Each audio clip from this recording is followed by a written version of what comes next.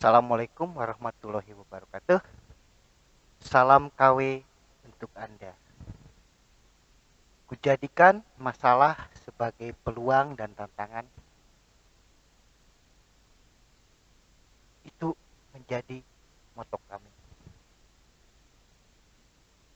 Kita bersama di channel Kandaga Winaya untuk memahami masalah dalam fenomena sebagai realitas, harapan, maupun kesenjangan. Skemata, modus otoritas, riset menjadi landas tumpu kami dalam memahami fenomena sebagai satuan topik bahasan channel Kandaga Winaya. Pada kesempatan ini, topik sajian kita fokuskan kepada genre teks. Kita memahami bahwa setiap budaya memiliki konteks interaksi. Dan dalam interaksi tersebut, manusia sebagai pelaku membutuhkan media, dan salah satu media tersebut adalah bahasa.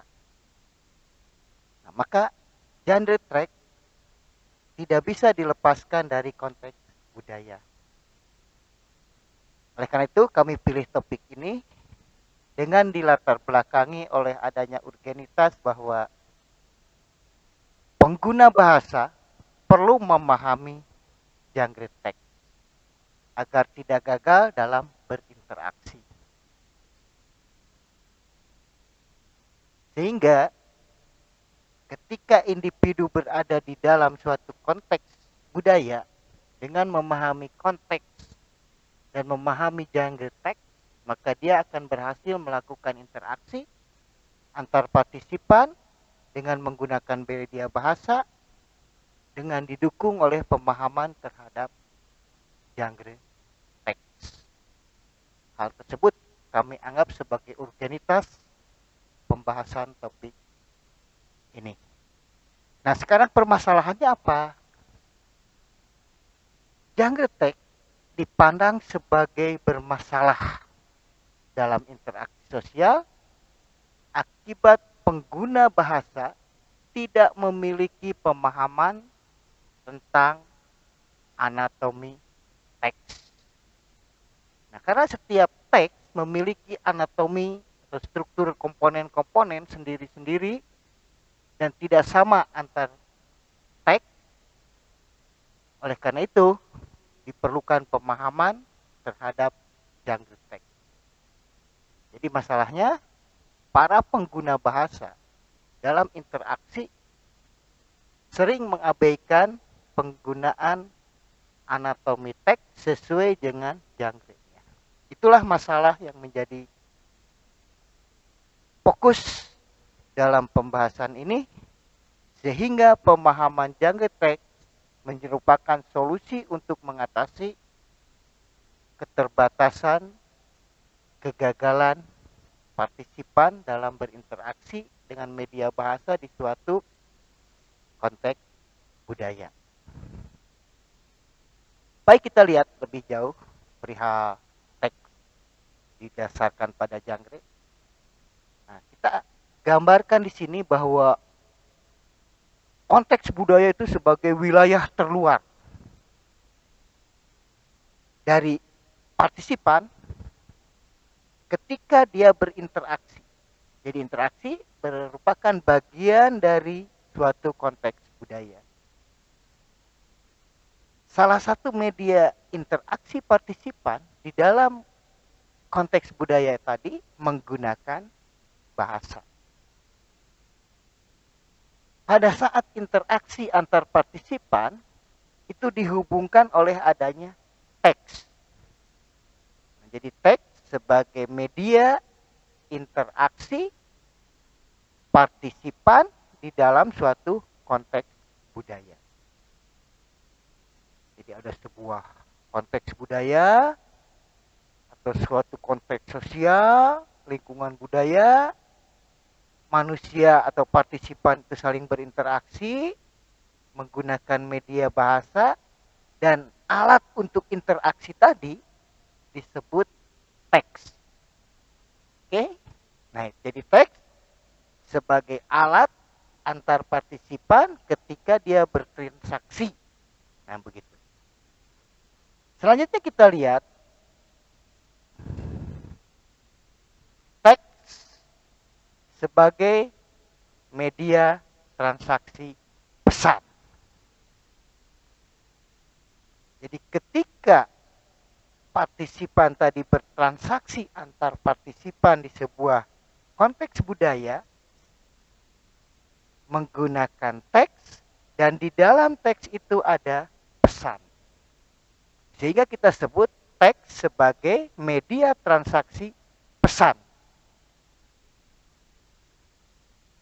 Jadi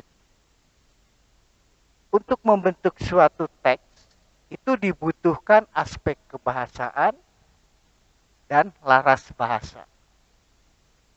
Jadi teks ketika digunakan dalam transaksi pesan, dia akan menggunakan aspek kebahasaan dan laras bahasa.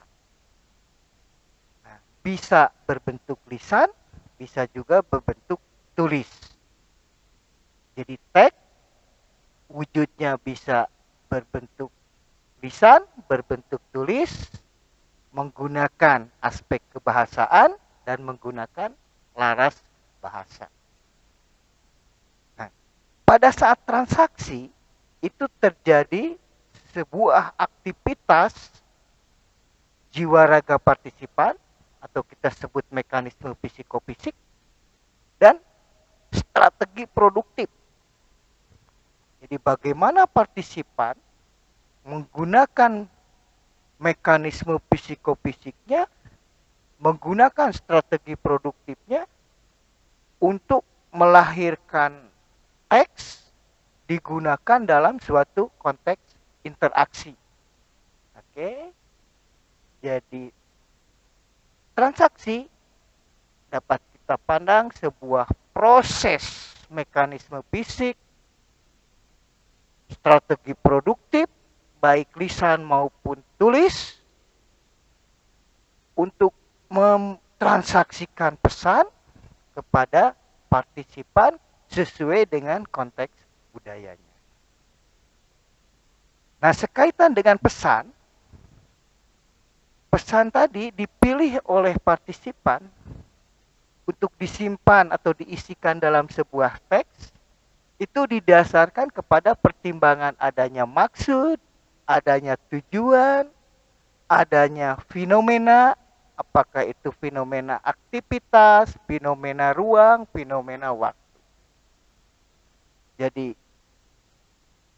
pesan sebagai isi teks itu harus dipilih dan disusun dengan mempertimbangkan maksud, tujuan, kemudian fenomena aktivitas atau fenomena kejadiannya, fenomena ruang dan fenomena waktu. Jadi yang dimaknai dengan maksud adalah latar belakang atau penyebab. Mengapa pesan itu diambil? Tentu ada latar belakangnya, ada alasannya, ada penyebabnya. Nah, jadi sebelum teks ditransaksikan melalui teks, itu ada yang melatar belakangi. Jadi tidak ujuk-ujuk pesan itu diambil, kemudian dikemas dalam teks, kemudian ditransaksikan. Tidak demikian, dia akan memiliki alasan sebagai penyebab mengapa pesan itu dipilih, atau dia juga memiliki pertimbangan-pertimbangan latar tertentu. Oke, jadi pesan di dalam teks akan muncul atau dipilih, disusun dalam teks itu karena adanya maksud, itu pertama. Kedua, setelah ada maksud, pesan tadi juga akan dipertimbangkan tujuannya apa. Nah, tujuan ini kita maknai sebagai akibat, sebagai batas, atau sebagai target. Nah, jadi ketika tadi berdasarkan maksud dipilih pesan tertentu, dikemas melalui aspek kebahasaan dan aspek laras bahasa, maka jadilah sebuah teks dan itu ditransaksikan, dipindahkan pada partisipan dan di sana ada tujuan, ada target, ada capaian tertentu.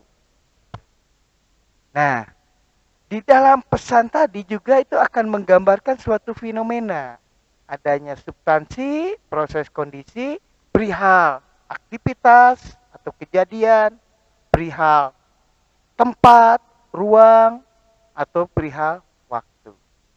Oke, jadi isi sebuah teks berisikan pesan, pesan dipilih berdasarkan maksud, tujuan, kemudian pertimbangan fenomena aktivitas, fenomena ruang atau tempatnya, dan fenomena waktu.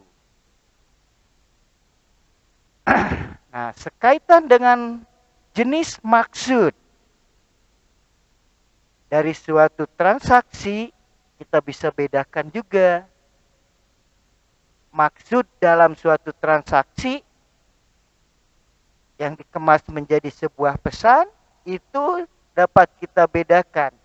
Jadi maksud pertama, apakah itu menggambarkan sebuah kenyataan atau realita, juga bisa menggambarkan sebuah harapan atau sebuah kesenjangan.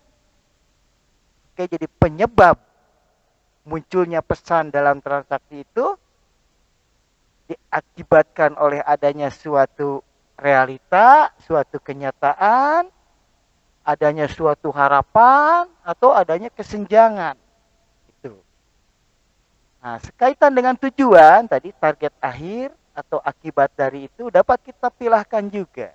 Jadi tujuan pesan ditransaksikan dapat kita lihat dari 5 sudut pandang atau 5 jenis. Pertama, tujuan transaksi pesan menggunakan teks itu, satu, bisa untuk mengubah keyakinan. Kedua, bisa digunakan untuk menanamkan pemahaman.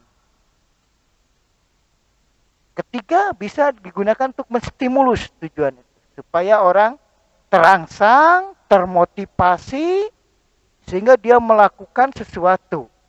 Atau dia menyikapi sesuatu, bisa saja. Jadi tujuan berdasarkan target stimulus. Yang keempat, tujuan dari pesan dikomunikasikan melalui teks tadi bisa juga untuk menghibur. Sehingga ketika pesan ditransaksikan, tujuannya adalah supaya partisipan menjadi terhibur. Dan terakhir yang kelima, tujuan pesan ditransaksikan melalui teks adalah untuk menginformasikan kepada partisipan. Jadi setiap partisipan melakukan transaksi pesan di suatu konteks budaya itu minimal ada 5 tujuan yang ingin dicapai. Tadi pertama dikatakan untuk mengubah keyakinan. Oke. Diubah keyakinannya sehingga, nah begitu. Yang kedua, untuk menanamkan pemahaman. Dengan ditransaksikan pesan melalui teks, sehingga diharapkan partisipan mendapat pemahaman dari si partisipan penyampai pesan tadi. Ketiga, untuk menstimulus. Yang keempat, menghibur. Dan yang kelima, untuk menginformasikan. Nah, pesan di dalam teks yang ditransaksikan itu tentu memiliki sumber. Oke. Dari mana sumbernya? Nah, dalam konteks ini kami mengambil dari 3 sumber. Pertama, sumber dari skemata. Kedua, sumber berdasarkan modus otoritas. Dan yang ketiga, dari hasil research. Oke. Skemata adalah sumber berdasarkan kepada pengetahuan pengalaman individu tersimpan di dalam wilayah mentalnya. Jadi itu sumber pertama pesan yang ditransaksikan melalui teks itu adalah individu itu sendiri, si partisipan penyampai pesan. Yaitu karena diyakini bahwa setiap individu itu punya wilayah mental untuk mengorganisasikan, menstrukturkan pengetahuan pengalaman interaksinya. Dan itu bisa digunakan sebagai sumber pesan ketika dia bertransaksi. Kedua, sumber pesan itu bisa berdasarkan skemata orang lain. Jadi bukan si partisipan penyampai, tapi partisipan lain. Maka itu kita sebut sebagai modus otoritas.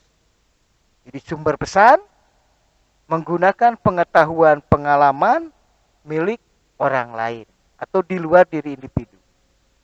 Ketiga, sumber pesan itu berdasarkan riset, penelitian. Nah, artinya dalam penelitian ini, di konteks ini kami batasi, yaitu pemaduan antara skemata, modus otoritas, dan metodologi. Maka dari sana akan dijadikan sebagai sumber pesan yang ketiga. Nah sekarang, bagaimana pesan itu ditransaksikan prosesnya? Jadi, transaksi pada dasarnya adalah bisa kita gunakan untuk mendeskripsikan, kedua untuk menjelaskan, ketiga untuk menugaskan, keempat untuk meyakinkan, kelima untuk menceritakan, dan keenam untuk mengargumentasikan. Jadi proses transaksi pesan melalui teks itu dapat kita pilih prosesnya itu adalah untuk menjelaskan atau mendeskripsikan, menugaskan, meyakinkan, menceritakan, serta mengargumentasikan. Oke? Jadi dari 3 sumber tadi, kemudian dilakukan proses transaksi antar partisipan menggunakan teks, dan proses transaksi tadi yang dilakukan antar partisipan itu bisa kita pilih, yaitu untuk menjelaskan, untuk mendeskripsikan, atau menugaskan, menceritakan, dan mengargumentasikan. Oke, jadi itulah teks kita dasarkan kepada sumber pesan, kepada proses transaksi, di mana kita bisa ketahui tadi disebutkan ada 3 sumber pesan, kemudian ada 6 proses transaksi. Ketika teks itu digunakan oleh partisipan dalam suatu konteks interaksi di suatu lingkup budaya. Nah, sekarang kita lihat bagaimana proses transaksi pesan dilakukan. Yaitu tadi si partisipan akan mendeskripsikan sesuatu pesan kepada penerima pesan. Kedua prosesnya itu si penyampai pesan itu ingin menjelaskan sesuatu kepada partisipan. Ketiganya ingin meyakinkan. Keempatnya ingin menceritakan. Kelimanya mengargumentasikan, dan itu akan menggunakan teks sebagai media transaksi. Tadi dipahami bahwa teks itu dibentuk oleh adanya aspek kebahasaan dan laras bahasa. Nah, nanti wujudnya ketika itu terjadi transaksi antar partisipan, maka yang muncul itu adalah perilaku bahasa. Apakah bahasa lisan atau bahasa tulis. Nah, nanti kalau kita urai lagi dari aspek kebahasaan itu, mungkin yang kita dengar pertama adalah sound, bunyi-bunyinya. Kedua, bisa kita lihat juga morfologinya, bentuk dari bahasa yang digunakannya. Apakah nanti bisa kata, bisa kalimat, bisa juga muncul adanya struktur kalimat, bisa juga muncul nanti wilayah semantiknya atau maknanya. Nah gitu. Jadi sebuah pesan ketika dikemas menjadi teks itu akan lahirlah aspek-aspek bahasa. Dari mulai bunyi bahasa atau lambang bahasa dalam bentuk tulis. Ada pemilihan kosakata yang kita sering sebut sebagai diksi. Dan tidak semua kosakata yang dimiliki oleh seseorang itu digunakan ketika dia sedang bertransaksi pesan. Dan kita bisa memilih kata-kata mana yang tepat untuk digunakan pada saat transaksi tersebut. Dan kita juga bisa memilih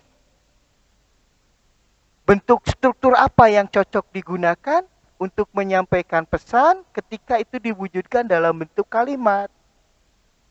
Terus nanti jenis kalimatnya gimana? Apakah kalimat pernyataan, kalimat tanya, atau kalimat perintah? Kita juga bisa mengambil teksnya nanti dalam bentuk kebahasaan dari kalimat. Apakah kalimat sempurna yang ada subjek, predikat, objek, atau kalimat tidak sempurna? Apakah kalimat tunggal? Apakah kalimat majemuk? Nah, jadi wujud teks itu akan dibangun oleh adanya aspek-aspek kebahasaan. Dan aspek kebahasaan tadi harus dipertimbangkan dengan laras bahasanya. Apakah kata, kalimat, atau gabungan kalimat menjadi kalimat majemuk itu cocok digunakan ketika di suatu lingkungan bahasa tersebut berbeda dengan konteks budaya atau budaya yang lain. Jangan di sana muncullah yang disebut laras. Jadi kebahasaan tadi harus menyelaraskan kepada tuntutan sosial budaya penggunaannya itu. Jadi harus terjadi timbang menimbang, pilih memilih, sehingga mana yang cocok dijadikan sebuah teks ketika itu ditransaksikan. Nah, jadi teks itu sangat perlu pertimbangan-pertimbangan dari aspek kebahasaan, aspek laras, kemudian nanti dari aspek sumber pesannya, kemudian nanti dari proses transaksi pesannya, apakah itu didasarkan pada maksud untuk menggambarkan sebuah realita, harapan, kesenjangan, juga kita pertimbangkan tujuan-tujuannya.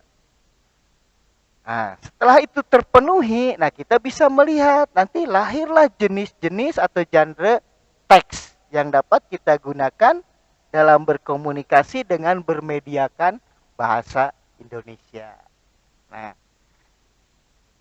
sajian ini kami sengaja untuk diarahkan kepada bagaimana ketika kita menggunakan bahasa Indonesia untuk membuat sebuah teks dengan genre teks yang kita dapat pilih. Ada minimal 5 jenis di sini yang akan kami sajikan.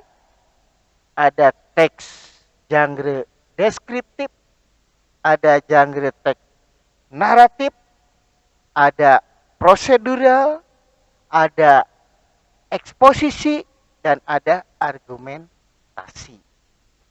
Nah, itulah yang akan kita gunakan ketika kita bertransaksi menggunakan bahasa Indonesia. dengan latar belakang budaya Indonesia. Masyarakatnya masyarakat Indonesia. Nah, dengan menguasai genre teks ini, maka masyarakat pengguna bahasa Indonesia tidak akan gagal lagi ketika dia mentransaksikan pesan antar partisipan.